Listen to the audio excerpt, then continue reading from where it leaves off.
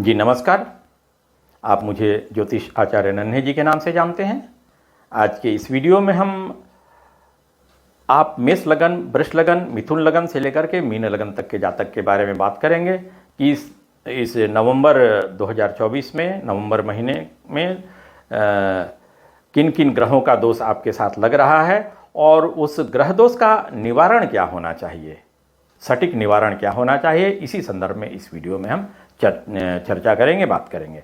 तो सबसे पहले इस नवंबर महीने में ग्रहों की स्थिति क्या क्या है, कैसी है, यह जान लिया जाए। तो सूर्य इन दिनों अपनी नीच की राशि तुला के गोचर में है। यह 15 नवंबर 2024 तक रहेंगे। 16 नवंबर की सुबह वृश्चिक राशि के गोचर में चले जाएंगे। चंद्रमा महीने के शुरुआत में तुला राशि के गोचर में रहेंगे, फिर वृश्चिक राशि, धनु राशि, ऐसे ऐसे कर कर वह महीने के अंत तक 12 राशि का भ्रमण कर लेंगे। मंगल इन दिनों अपनी नीच की राशि कर्क के गोचर में है। बुध वृश्चिक राशि के गोचर में है। बृहस्पति वृष राशि के गोचर में है। बृहस्पति वक्री हैं। शुक्र 6 नवंबर 2024 तक वृश्चिक राशि के गोचर में रहेंगे। 7 नवंबर की सुबह से वह धनु राशि के गोचर में चले जाएंगे। शनि इन दिनों अपनी स्वराशि कुंभ के गोचर में है। शनि वक्री हैं अभी।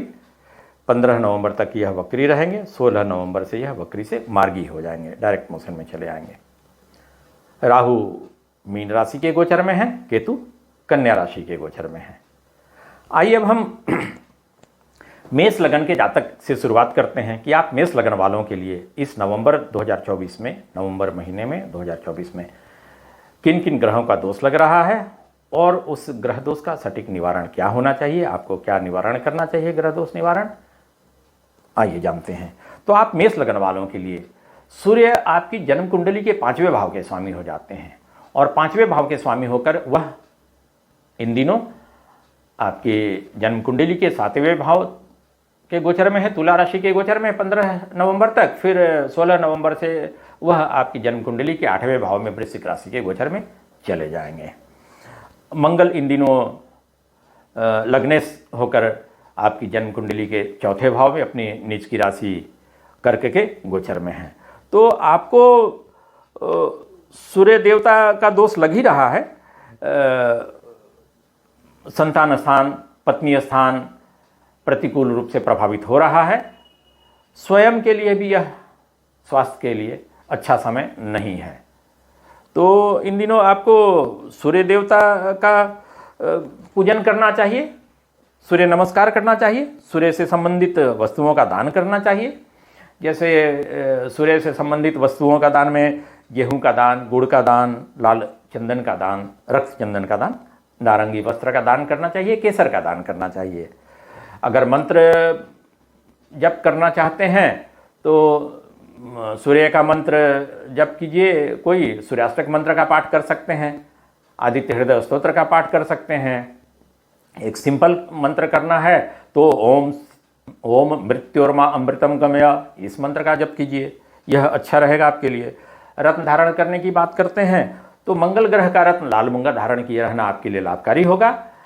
बृहस्पति का रत्न, चूँकि बृहस्पति आपकी कुंडली में भाग्येश हो जाते हैं, भाग्य स्थान के स्वामी हो जाते हैं, तो बृहस्पति का रत्न पीला पुखराज भी धारण करना आपके लिए लाभकारी होगा।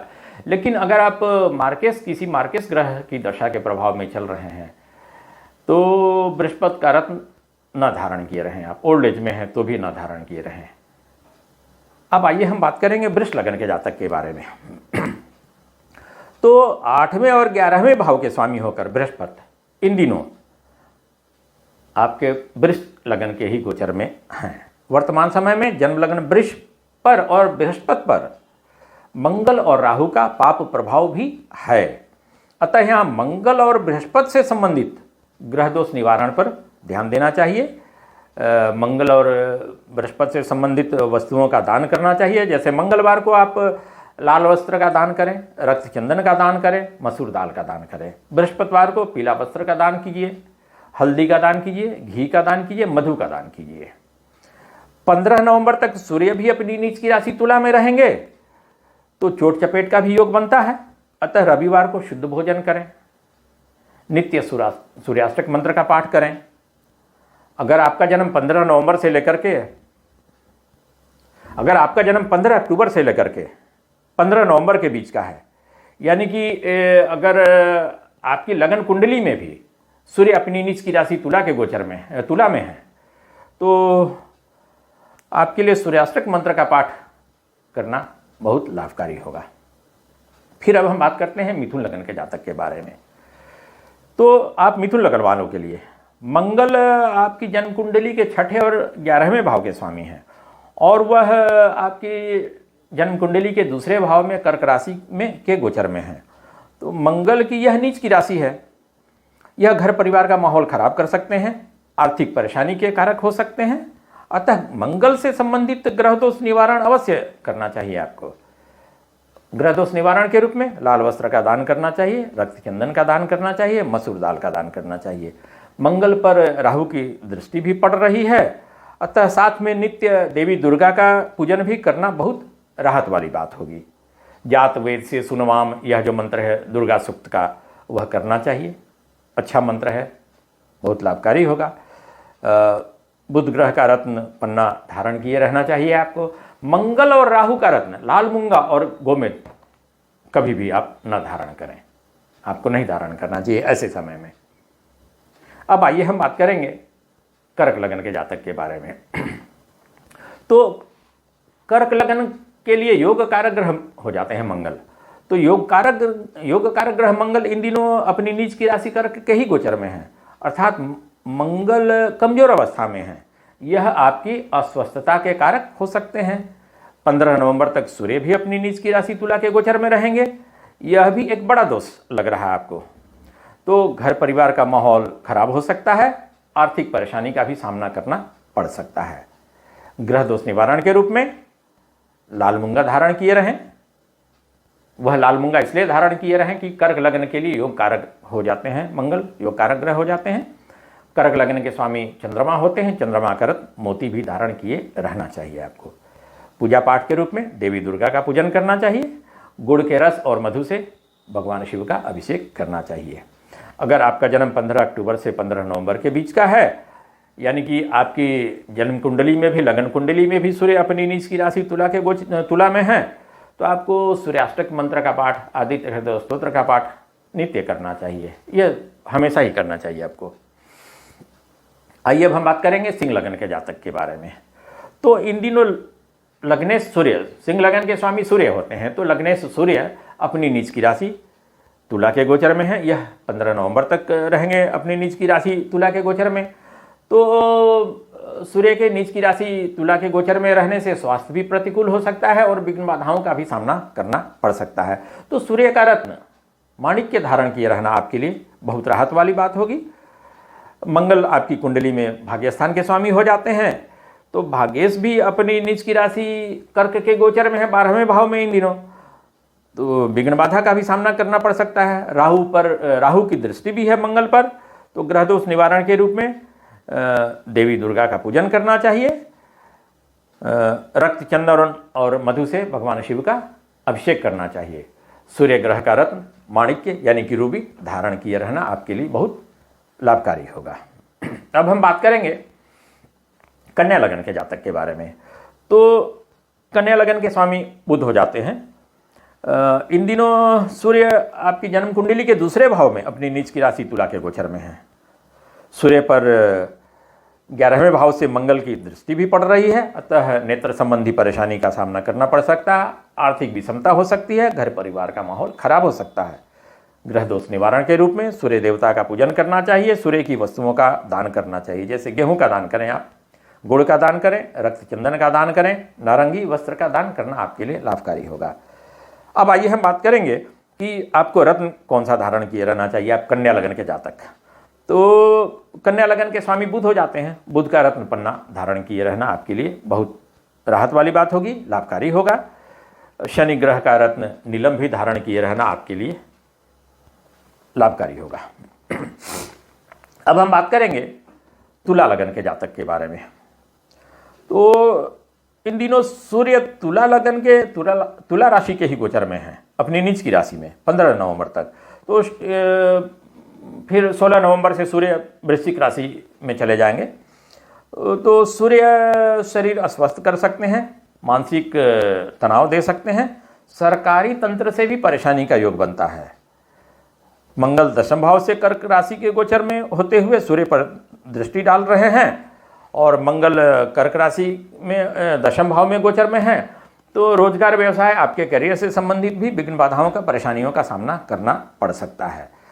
अगर आपका जन्म 15 अक्टूबर से लेकर के 15 नवंबर के बीच का है, यानी कि आपकी लगन कुंडली में, जन्म कुंडली में भी सूर्य अपनी नीच की राशि तुला में है, तुला में स्थित हैं, तो आपको पितृ दोष लग रहा है। ग्रह दोष निवारण के रूप में आदित्य हृदय स्तोत्र का पाठ आपको नित्य करना चाहिए। अथर्ववेद से लिया हुआ एक मंत्र है, इसका पाठ आपको 108 बार नित्य करना चाहिए। स न सूर्य प्रतिर्दीर्घमायुर्मारिसाम सुमतो ते श्याम। हे सूर्यदेव, आप हमारी आयु खूब लंबी करें, हम कोई कष्ट न पाएं, हम पर आपकी कृपा बनी रहे। रत्न धारण के रूप में आपको शुक्र ग्रह का रत्न सफ़ेद पुखराज या सफ़ेद जरकन उपरत्न धारण करना चाहिए। दाहिने हाथ के, राइट हैंड के अनामिका में, रिंग फिंगर में शुक्रवार के दिन धारण किया जाता है। आइए अब हम बात करते हैं वृश्चिक लग्न के जातक के बारे में। तो वृश्चिक लग्न वालों के लिए सूर्य आपकी जन्म कुंडली के दशम भाव के स्वामी हो जाते हैं। दशम भाव जहां से हम लोग रोजगार व्यवसाय करियर का विचार करते हैं, दशम भाव के स्वामी होकर के वह 12वें भाव के गोचर में अपनी नीच की राशि में।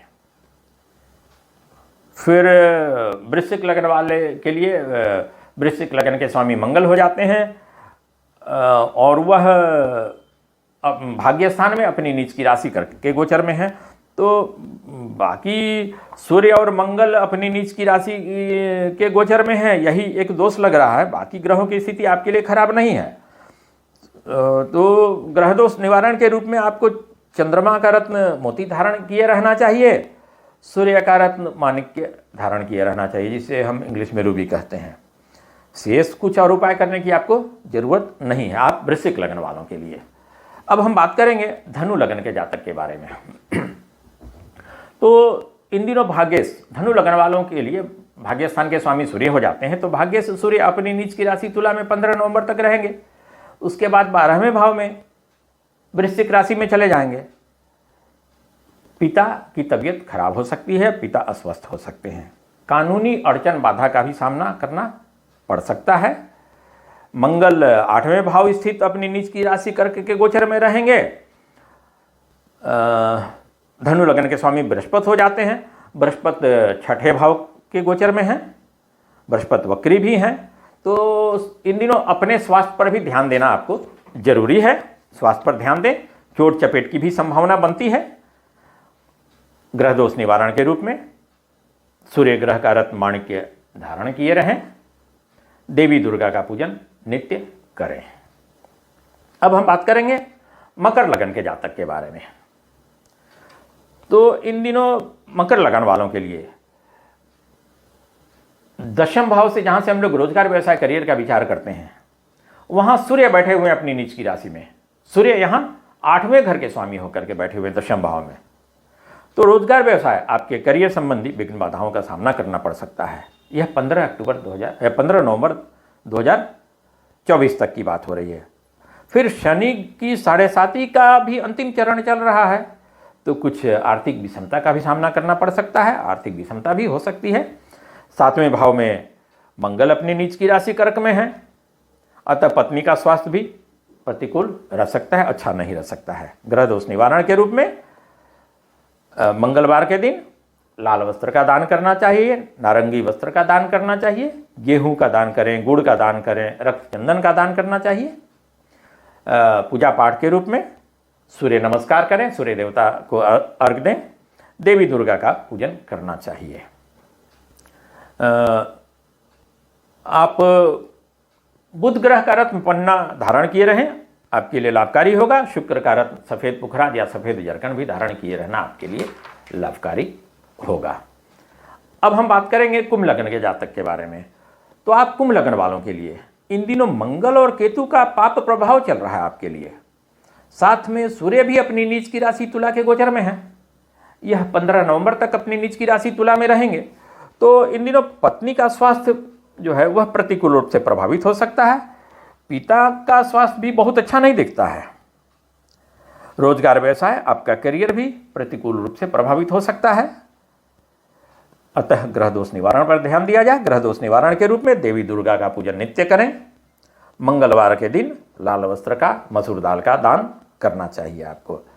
ग्रह दोष निवारण के रूप में अगर रत्न धारण करने की बात करते हैं तो आपको शनि ग्रह का रत्न नीलम धारण करना चाहिए, बुध ग्रह का रत्न पन्ना धारण करना चाहिए। अब हम अंत में बात करेंगे मीन लगन के जातक के बारे में। तो मीन लगन वाले के लिए आपके संतान स्थान में मंगल और राहु का दोष चल रहा है। मीन लगन वालों के लिए इस नवंबर 2024 में आपके संतान स्थान में मंगल और राहु का दोष चल रहा है। जन्म कुंडली का छठा भाव जो है वह भी मंगल और केतु के पाप प्रभाव में है। तो संतान संबंधी परेशानी का सामना करना पड़ सकता है। शत्रु परेशान कर सकते हैं आपको, चोट चपेट की भी संभावना बनती है। अब ग्रह दोष निवारण की बात करें तो देवी दुर्गा का पूजन नित्य करना चाहिए। रुद्राभिषेक भी करना आपके लिए लाभकारी होगा। रत्न धारण करने पर बात करेंगे तो चंद्रमा का रत्न मोती धारण करना लाभकारी होगा। मंगल ग्रह का रत्न लाल मूंगा धारण करना भी आपके लिए लाभकारी होगा। तो इस तरह इस वीडियो में हमने मेष लगन से लेकर के मीन लगन तक के जातक के बारे में, मेष लगन, वृष लगन, मिथुन लगन से लेकर के मीन लगन तक के जातक के बारे में इस नवंबर 2024 महीने में किन किन ग्रहों का दोष लग रहा है और उस ग्रह दोष का निवारण क्या होना चाहिए, इस विषय पर हमने चर्चा किया। और फिर हम अगले वीडियो में दिसंबर 2024 में आप मेष लगन से लेकर के मीन लगन तक के जातकों को किन किन ग्रहों का दोष लग रहा है या लगने वाला है और फिर उस ग्रह दोष का निवारण क्या होना चाहिए, इस संदर्भ में बात करेंगे, चर्चा करेंगे। धन्यवाद।